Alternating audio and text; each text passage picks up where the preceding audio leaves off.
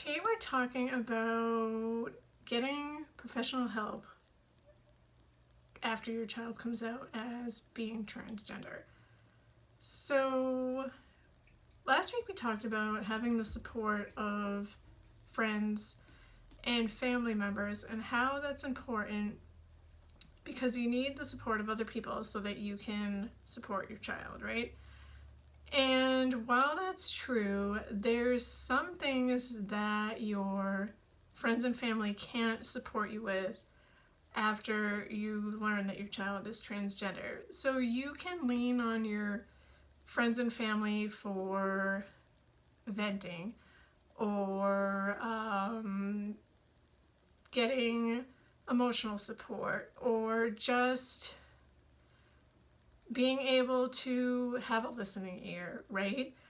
But they are not going to be able to answer questions that you have about what the best ways to move forward with your child's transition are, or what the different types of transitions are, or questions about how to navigate difficult aspects of your relationship with your child once they're transgender, because sometimes the child-parent relationship changes, especially if you have a teenage or young adult or even an older adult child, because they're trying to have more freedom in making decisions for themselves, and you want to be supporting them and helping them, and there can be some complications that arise because of that.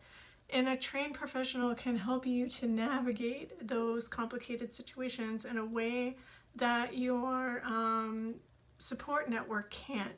So while you can get emotional support from your friends around that situation, a trained professional can help you navigate what are the best steps to take with your child to preserve your relationship with them, right?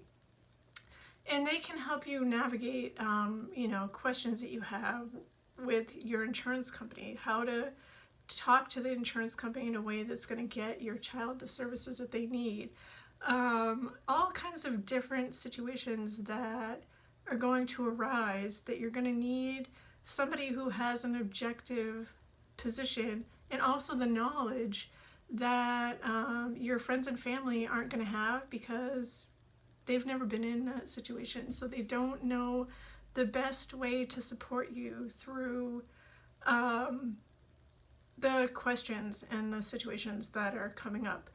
So it's kind of like a both and scenario, and I talk about that a lot. You need both. You need to have a support network of supportive people, and it's also good to have a trained professional in your corner to help you navigate everything else, right? When my son Leo came out, it was over the weekend, and I already had an appointment scheduled with my therapist for Thursday of that week. And the one thing that I regret not doing was calling my therapist on Monday and saying, hey, something big has come up. Can we move that appointment up? Like, could you see me today at all or tomorrow? And so instead, I wrangled with all kinds of emotions and questions during that first week. And it was awful. Like, the first things that I found when I Googled about being transgender 6 years ago, because it was a long time ago, had to do with grim statistics. And I was left feeling devastated and fearful and worried. And if I had had a conversation with my therapist earlier that week, she could have told me, yes, but having a supportive adult in Leo's life is going to lead to a better outcome, which would have made me feel better. So just having somebody to talk to give you a different viewpoint and a perspective can really help to ease your mind, to take away some of your fears. So if you are a parent of a transgender child and you are not already seeing a trained professional, I would highly suggest it. And one thing you should know is that not all therapists are appropriate to help with your child. some therapists are going to bring their own views and perspectives about transgender people into the therapy room, which I have feelings about that I'm not going to share here. And you just want to make sure that you're watching for red flags when you're vetting therapists. If a therapist is making you feel not supported, in making it feel like they're not in your child's corner, find somebody new. You don't have to stay with a therapist that's not a right fit for you. So that's all I wanted to say about that this week. Is that there's no shame in asking for help. There's no shame in having your support network be big, cast a wider net, and include people, the best people who can help you to get the support that you need so that your child can just feel loved and supported.